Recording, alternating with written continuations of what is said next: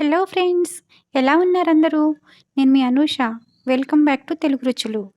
ఈరోజు తెలుగు రుచుల్లో అరటికాయతోటి ఒక మంచి స్నాక్ రెసిపీని మీకు పరిచయం చేయబోతున్నానండి. చాలా సింపుల్‌గా, చాలా ఈజీగా, చాలా టేస్టీగా ప్రిపేర్ చేసుకోగలిగే ఈ స్నాక్ రెసిపీని ఈరోజు నేను మీకు పరిచయం చేయబోతున్నాను.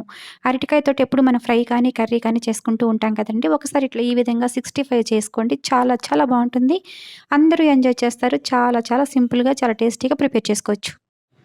ఇది నాన్ వెజ్ రెసిపీతో పాటు పోటీ పడి మరి అంత టేస్టీగా ఉంటుందండి. ఒకసారి టేస్ట్ చేస్తే మీకే అర్థమవుతుంది. ఇంక జన్మలో వదిలిపెట్టరు. అంత బాగా ఎంజాయ్ చేస్తారు మీరు ఈ రెసిపీని. దీనికోసం ముందుగా ఒక 2 అరటికాయలు తీసుకోవాలి. నేను 2 తీసుకున్నానండి. మీకు ఎంత క్వాంటిటీ కావాలో మీరు అన్ని తీసుకోవచ్చు. ఇవి పచ్చి అరటికాయలండి. కూర అరటికాయలు అంటారు కదా! అవన్నమాట. వీటిని పైన మొత్తం పీల్ తీసేసుకోవాలి నీట్‌గా. ఈ విధంగా మొత్తం పీల్ తీసేసుకొని, వీటిలిని ఇప్పుడు మనం చక్కగా కట్ చేసుకుందాం. మనం కర్రీకైతే ఎలా కట్ చేసుకుంటామో దానికంటే ఇంకొంచెం పెద్ద పీసులుగానే కట్ చేసుకోవాలి. ఎందుకంటే మనం ఇవి ఫ్రై చేసుకోవాలి, మళ్ళీ 65లా చేసుకోవాలి కదా! సేమ్ అట్లా రావాలి కాబట్టి అందుకోసమని కొంచెం పెద్ద పీసులుగా కట్ చేసుకోవాలి. చూస్తున్నారు గదా! ఈ సైజ్ అయితే సరిపోతుంది. చాలా బావుంటుందనమాట. చాలా క్రిస్పీగా ఉంటుందండి. ఇది చికెన్ 65 టేస్ట్ తోటే చాలా నచ్చుతుంది ఇది కూడా. అది నాన్ వెజ్ వాళ్ళకైతే, ఇది వెజ్ వాళ్ళకనుకోవాలి. కానీ నాన్ వెజ్ వాళ్ళు గూడా ఒకసారి ట్రై చేయండి. అదిరిపోతుంది టేస్ట్. మీరింక వదిలిపెట్టరు. అంత బావుంటుందనమాట. చాలా సింపుల్ కదండీ! ముందుగా వీటిని మనం కొంచెం బాయిల్ చేసుకోవాలన్నమాట. ఒక 2 మినిట్స్ బాయిల్ చేసుకుంటే సరిపోతుందండి. ఎక్కువ టైం అవసరం లేదు. స్టవ్ పైన ఒక గిన్నె పెట్టుకొని, అందులో 1 లీటర్ వాటర్ వేసుకొని, అందులో కొంచెం సాల్ట్, కొంచెం పసుపు వేసుకొని, ముక్కలు వేసుకొని జస్ట్ 2 మినిట్స్ ఉడికించుకుంటే సరిపోతుంది. చాలా ఈజీగా బాయిల్ అయిపోతుందనమాట అరటికాయ అనేది. ఆ తర్వాత వాటిని ఒక బౌల్‌లోకి తీసుకోవాలి. బాయిల్ అయిపోయిన ఈ పీసుల్ని. ఇప్పుడు దీనిపైన కొంచెం మైదా పిండి వేసుకోవాలి.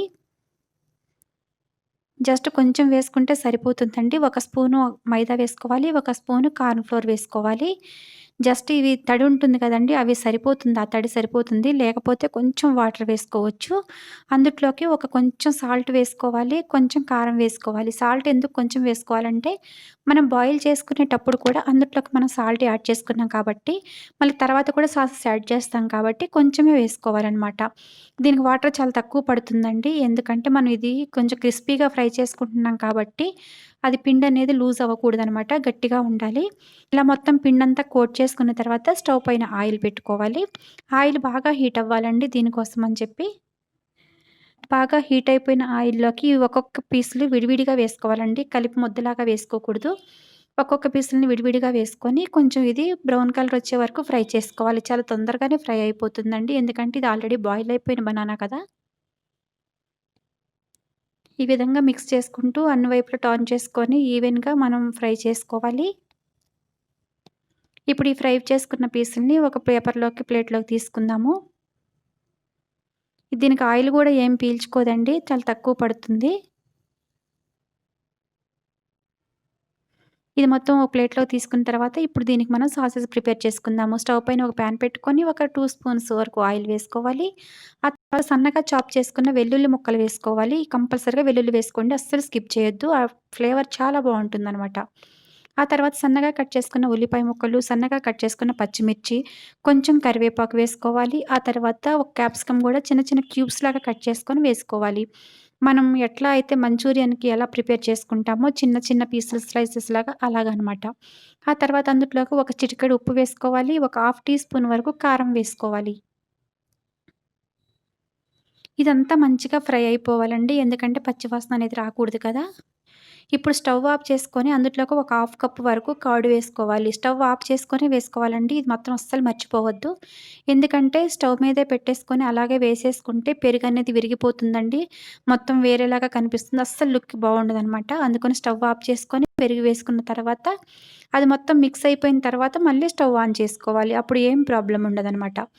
ఇదంతా మిక్స్ చేసుకున్న తర్వాత మనం ముందుగా ఫ్రై చేసుకున్న బనానా పీసెస్ కూడా అందుట్లోకి యాడ్ చేసుకొని ఒకసారి అంతా మిక్స్ చేసుకోవాలి.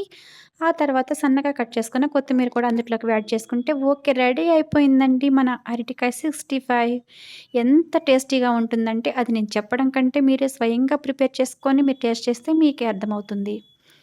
ఈ రెసిపీ మీకు నచ్చినట్లయితే మీ ఫ్రెండ్స్‌కి, రిలేటివ్స్‌కి షేర్ చేయండి. నా ఛానెల్‌ని సబ్స్క్రైబ్ చేసుకోండి. మరిన్ని హెల్తీ అండ్ టేస్టీ రెసిపీస్ కోసం